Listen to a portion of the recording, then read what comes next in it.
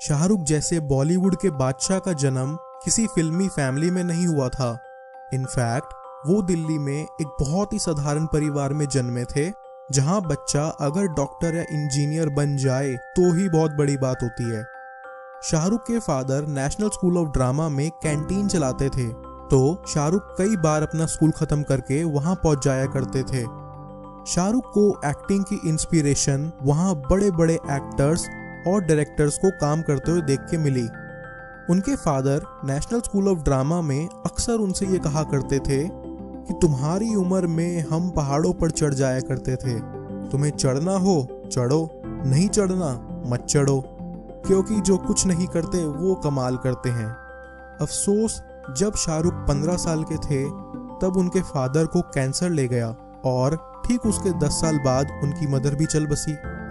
शाहरुख ने अपनी पढ़ाई में कोई कसर नहीं छोड़ी और दिल्ली यूनिवर्सिटी से इकोनॉमिक्स में ग्रेजुएशन कंप्लीट करने के बाद उन्होंने जामिया में मास कम्युनिकेशन ज्वाइन कर लिया, ये सोच के कि आगे जाके मैं छोटी मोटी एड फिल्म्स ही बना लूंगा।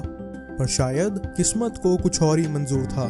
शाहरुख के पड़ोस में उनके नेबर टीवी सीरियल डायरेक्ट कर रहे थे अपने बेटे के लिए, बट उसके लड़के ने वो करने से मना कर दिया। तो फिर उन्होंने शाहरुख को अप्रोच करा।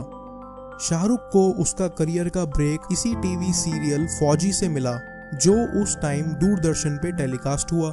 उन्होंने फिर 2-3 सीरियल और करे, बट फौजी करने से उसे लोगों से बहुत एप्रिसिएशन मिली और इसी वजह से उन्हें मुंबई से हेमा मालिनी जी का कॉल आया, ये कहते हुए कि मैं आपके साथ फिल्म बनाना चाहती हूँ।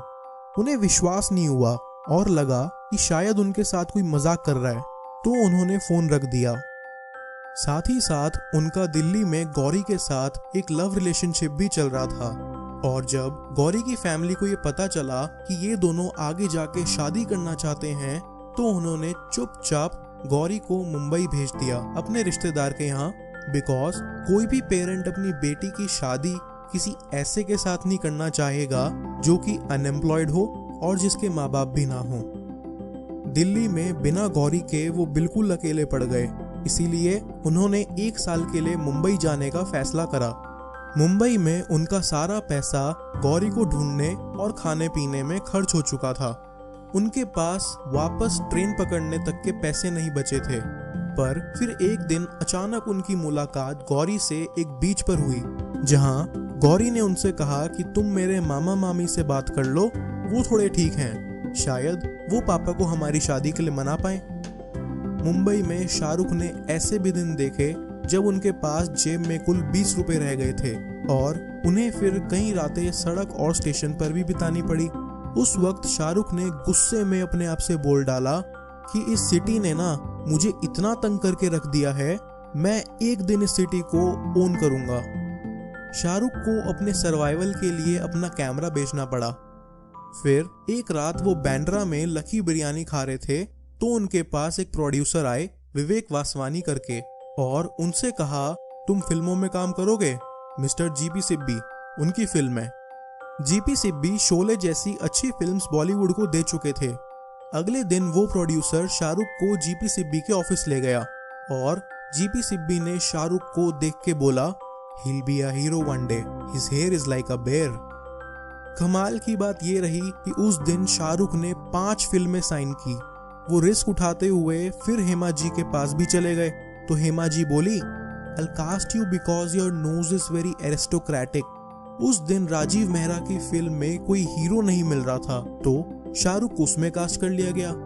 राकेश रोशन जी किंग अंकल बना रहे थे अमित जी के साथ उस टाइम, तो उन्होंने शाहरुख को बोला कि देख, मेरे बीवी और बच्चों ने तेरी एक्टिंग देखी है और मुझे ये बोला है कि मैंने तुझे अगर कास्ट नहीं किया ना तो ये फिल्म नहीं बन सकती, तो तुम कर लो।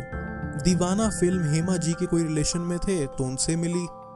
तो ऐसा बंदा जिसके पास उस टाइम जेब में कुछ नहीं था, उसने एक दिन में 5 फिल्में साइन की और उसके 3 महीने बाद उन्होंने गौरी से शादी भी कर ली। उसके बाद उनकी सुपर डुपर हिट फिल्मों का जैसे सिलसिला ही चल पड़ा।